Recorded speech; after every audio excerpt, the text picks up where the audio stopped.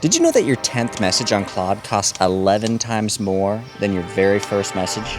And it's not because Anthropic is charging you more. It's because Claude rereads your entire chat history before responding to the latest message. I used to hit my Claude limits every single week. However, after implementing a few practical rules, I haven't hit my limit in over a week.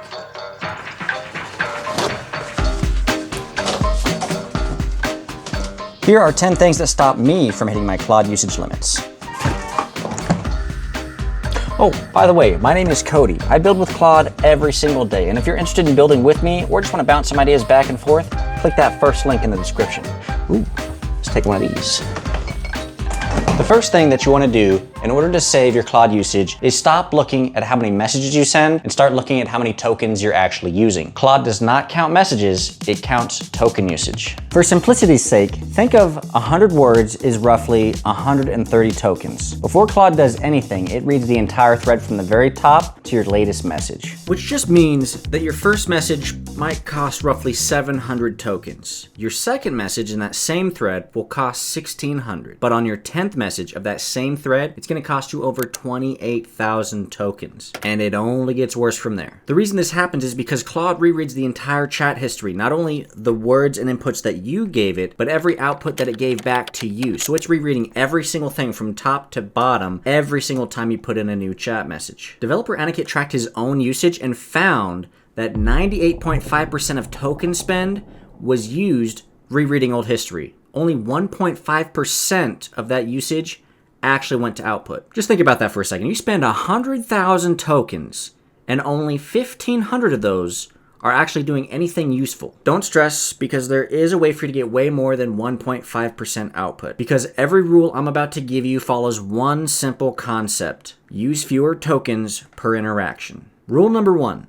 Don't follow up like a conversation. Be as specific as possible with as much context as you can give. A good framework you can use is tell it what you want to do, tell it the problems that you're having, and tell it the end goal, what it should look like if everything works out in the end. This is the goal that I want to have happen. How can we make that happen with the problem, the solution you're proposing, and here are the issues that I ran into while trying to build this before. Rule number 2. Use a completely new session, a new chat, every 10 to 15 messages. This alone is going to save you a lot of tokens, but if you are worried about losing where you were at the end of your 10th or 15th message, ask Claude to summarize everything that you've done and copy and paste that in a brand new session. Rule number 3. Use one long specific message with a lot of context. It's going to be way better and way cheaper than a bunch of small batch messages. Not only does it make it easier for Claude to understand what you're trying to do in the first message, but it's also way cheaper than rereading the context over and over again instead of doing it just one shot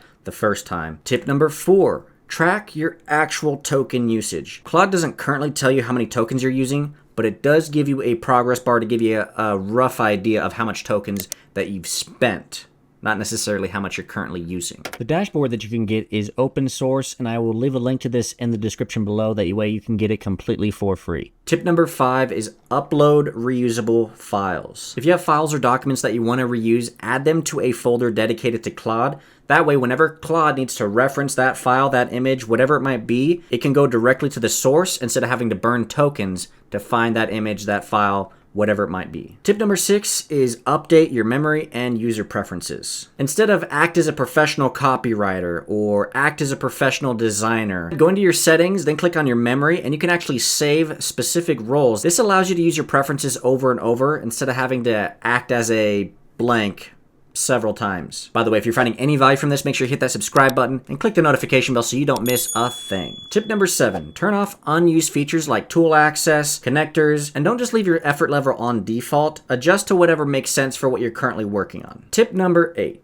We used to have off-peak hours, but on May 6th, Anthropic signed a deal with SpaceX, which changed a lot of things. The first thing is they removed peak hours. You no longer have to use Claude at specific hours. That way you're not wasting tokens just for being on peak hours. This is helpful because you no longer have to spread out your sessions. You can just sit there and lock in and get some stuff done. Second, they doubled the 5-hour rate limit, which is incredible because I was hitting mine every single day, every 5 hours. But since this change, I haven't hit my limits one time. But if you are still hitting your limits or getting close to, create a routine on Claude. That way it automatically sends you an email or a message or just does anything, really. As long as you set a routine so that way it starts at a specific time. When that routine goes off, it automatically starts your 5-hour limit window. This is helpful because let's say you usually get on Claude at 10 a.m. and then by 11 o'clock, that's when you hit your limit. What you can do is set a routine for 6 or 7 a.m. That way when 10 o'clock comes around, you only have about a 1 to 2 hour window before that 5-hour limit resets, and then you can continue from there. Tip number 9 is making sure you're choosing the right model for the right job. If you're using agents, writing emails, or just doing simple tasks, use Haiku. For more in-depth work that requires a lot more context, this is when I would jump over to Sonnet. I generally put my Sonnet on a higher effort level, but if Sonnet's not doing it for you, that's when you would want to swap over to Opus. It is far more expensive, but it will generally do a far better job than the other 2 models. And tip number 10 is enable extra usage. If you're more worried about hitting a limit before your project is complete, that is when you're going to want to enable extra usage. You can put a set limit that it can use, and you can even put a limit on how much it can use per month instead of it just burning through all your money. You can have a monthly limit on there as well. If you follow most, if not all these rules, you are going to double, if not triple, your limit usage. But if you're ready to jump in and start using Claude to make different creative things like thumbnails, check out this video next. Here I show you how you can from start to finish make high quality thumbnails from scratch in just a few minutes.